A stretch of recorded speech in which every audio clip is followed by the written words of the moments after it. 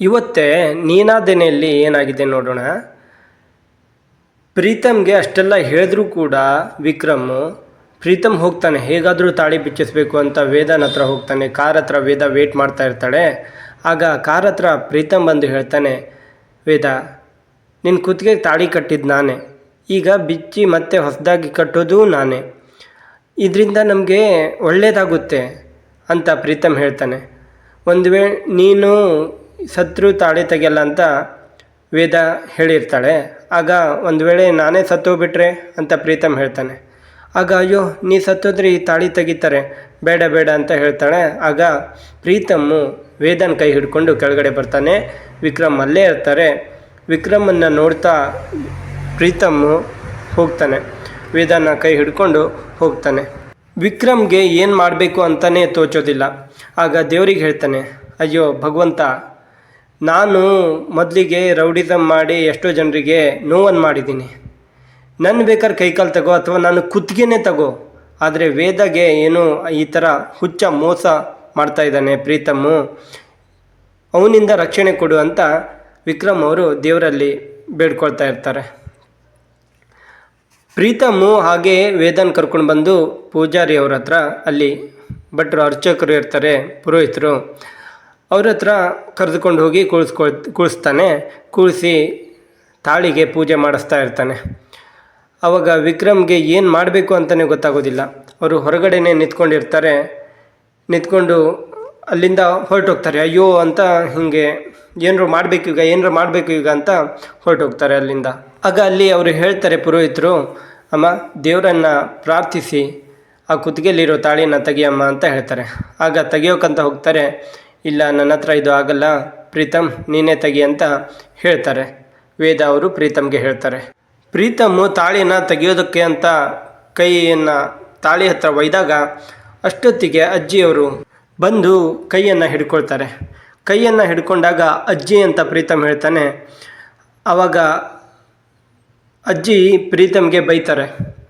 ಬೈಯೋ ಹೊತ್ತಿಗೆ ವಿಕ್ರಮ್ ಅವರು ಅಲ್ಲಿ ಓಡಿ ಬರ್ತಾರೆ, ಒಳಗಡೆ ಬಂದು ನೋಡ್ತಾರೆ. ಜಯಮ್ಮ ಅವರು ವೇದನ ಹಿಡ್ಕೊಳ್ತಾರೆ. ಈ ಕಡೆ ಅಜ್ಜಿ ಅವರಿಗೆ ಬೈತಾ ಇರ್ತಾರೆ ಪ್ರೀತಮ್ಗೆ ಬೈಯುವಾಗ ವೇದ ಕೇಳ್ತಾರೆ, ಯಾರು ಇವರು, ನಿಮ್ಗೆ ಯಾಕೆ ಈ ಥರ ಬೈತಾ ಇದ್ದಾರೆ ಅಂತ ಹೇಳ್ತಾರೆ. ಯಾರು? ವೇದ.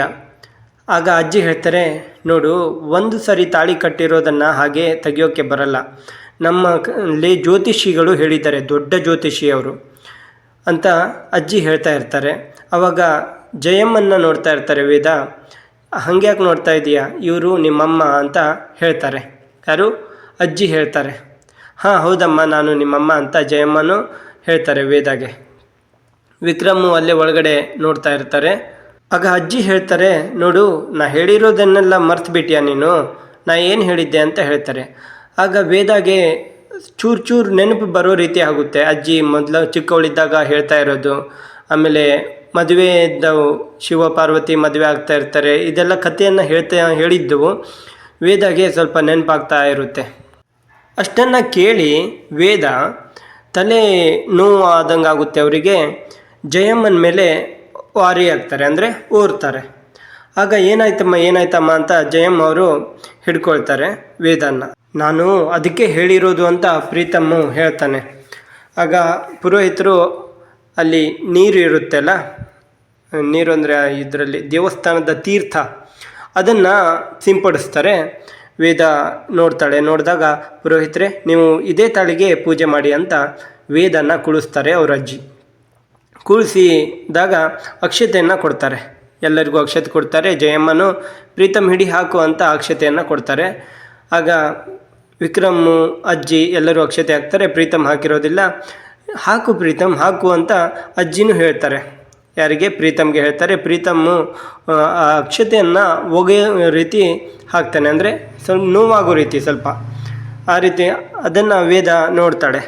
ಆಗ ಅಲ್ಲಿ ಪುರೋಹಿತರು ತಾಳಿಗೆ ಪೂಜೆ ಮಾಡಿ, ನಿನ್ನ ತಾಳಿಗೆ ಕಟ್ಟಿರ್ತಾರಲ್ಲ ಅವರು ಯಾವಾಗಲೂ ಆರೋಗ್ಯದಿಂದ ಇರಲಿ ಅಂತ ಹೇಳಿ ಪೂಜೆ ಮಾಡಿ ಹೇಳ್ತಾರೆ. ವಿಕ್ರಮ್, ನೀ ಏನಾದರೂ ಹೇಳು ಅಂತ ಜಯಮ್ಮ ಹೇಳ್ತಾರೆ. ಆಗ ತಾಳಿ ಕಟ್ಟಿರೋ ಗಂಡ ಅವರಿಗೆ ಅಂದರೆ ಅವ್ರ ಜೊತೆ ತಾಳಿ ಕಟ್ಟಿರೋ ಗಂಡನ ಜೊತೆ ಸುಖವಾಗಿರಲಿ ಆಮೇಲೆ ಅವರಿಗೆ ಹಳೆ ನೆನಪು ಬರಲಿ ಅಂತ ವಿಕ್ರಮ್ ಅವರು ಹೇಳ್ತಾರೆ. ನಂತರ ಹೊರಡೋಕೆ ಸಿದ್ಧರಾಗ್ತಾರೆ. ಸಿದ್ಧರಾದಾಗ ನಾನು ನಿಮಗೆ ಕ್ಯಾಬ್ ಬುಕ್ ಮಾಡ್ತೀನಿ ಅಂತ ಹೇಳ್ತಾನೆ. ಬೇಡ, ನಾನು ಗುಣಮ ಆಗುತ್ತಾನ ಅಲ್ಲಿ ಬರ್ತೀನಿ